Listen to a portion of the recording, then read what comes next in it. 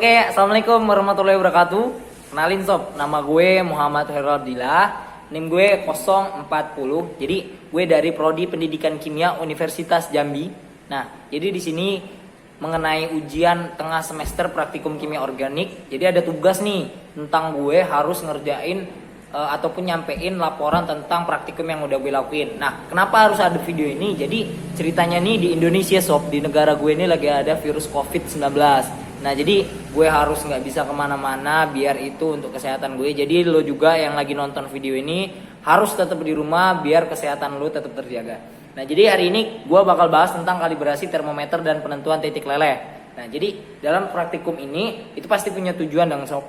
Jadi tujuan yang pertama yaitu prinsip-prinsip dasar dalam penentuan titik leleh senyawa murni. Tujuannya untuk apa? Jadi setelah ini lo diharapin tahu prinsip-prinsip dasar dalam penentuan titik leleh senyawa murni. Terus habis itu yang kedua, melakukan kalibrasi termometer sebelum digunakan untuk penentuan titik leleh suatu senyawa murni.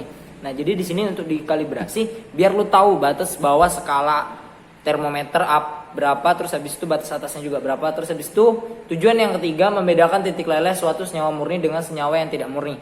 Kenapa harus ada dibedakan? Biar lu tahu mana perbedaan dari titik leleh senyawa murni dan tidak murninya. Terus habis itu melakukan penentuan titik leleh suatu senyawa murni yang diberikan sebagai sampel.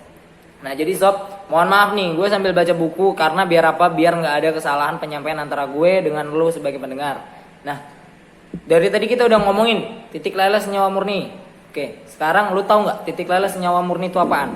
Nah, jadi titik leleh senyawa murni itu adalah suhu di mana fase padat dan fase cair senyawa tersebut berada dalam kesetimbangan pada tekanan 1 atm sob. Kemudian makin murni senyawa tersebut sob, trayek atau suhu leleh makin sempit. Biasanya titik lebih dari 1 derajat sob. Nah, kita kan udah tahu nih tujuannya apa, judulnya apa, terus titik leleh senyawa murni itu apa, terus fungsi kalibrasinya apa sob. Jadi kita bakal langsung aja nih kita ngelakuin percobaannya. Terus sebelum ngelakuin percobaan pasti harusnya ada alat dan bahan kan. Jadi ini gue bakal siapin alat bahan yang perlu disiapin sob.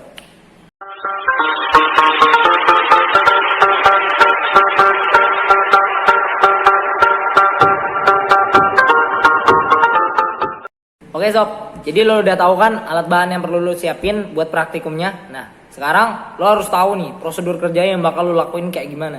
Jadi yang pertama itu lo harus kalibrasi dulu termometer yang bakal lo pakai untuk penentuan titik lelehnya. Jadi kalibrasinya gimana sob? Nah, lo siapin gelas atau Erlenmeyer lah. Jadi kan di situ ada Erlenmeyer tuh. Lo siapin Erlenmeyer yang 250 ml. Terus habis itu lo isi bubuk es. Terus habis itu lo kasih air. Nah, lo masukin termometer di situ. Terus habis itu lu lihat deh suhu konstannya berapa, itu skala bawah. Terus habis itu untuk skala atas lu ambil Erlenmeyer lagi yang baru, lu tutup lagi, lu isolasi biar suhunya nggak kemana-mana. Lu masukin air, terus habis itu lu panasin.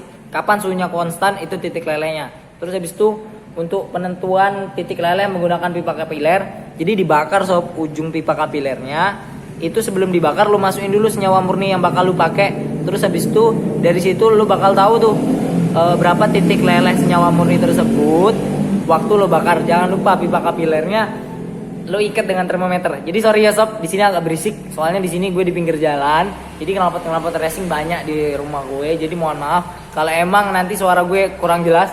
Nah, terus habis itu dari situ Erlenmeyer dimasukin alat tadi. Terus habis itu Erlenmeyernya lo isi air, lo panasin deh airnya. Nah, kalau pipa kapiler di dalam pipa kapilernya tadi senyawanya udah meleleh, nah itu tandanya titik lelehnya udah dapet. Terus habis itu kalau untuk MPA itu gampang banget.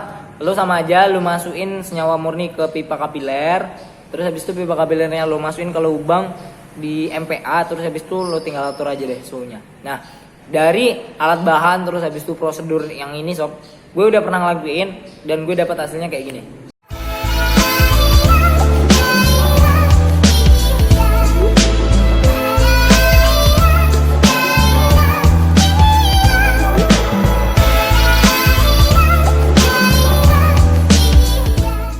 Oke, jadi lo udah tahu kan hasil yang gue dapetin dari praktikum yang udah gue lakuin. Nah, jadi di sini dari praktikum yang bakal lo lakuin tadi, lo bakal tahu tuh kesimpulan yang lo dapetin. Nah, jadi untuk kesimpulannya gue dapetin ini.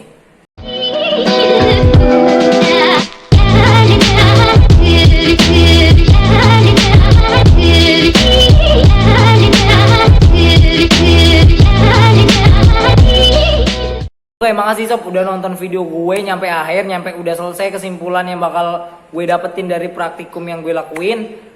Dan ingat, tetap di rumah demi kesehatan kalian karena di negara kita sedang ada COVID yang sangat berbahaya buat kesehatan kita. Terima kasih, saya akhiri. Wassalamualaikum warahmatullahi wabarakatuh. Apabila ada kesalahan gue mohon maaf.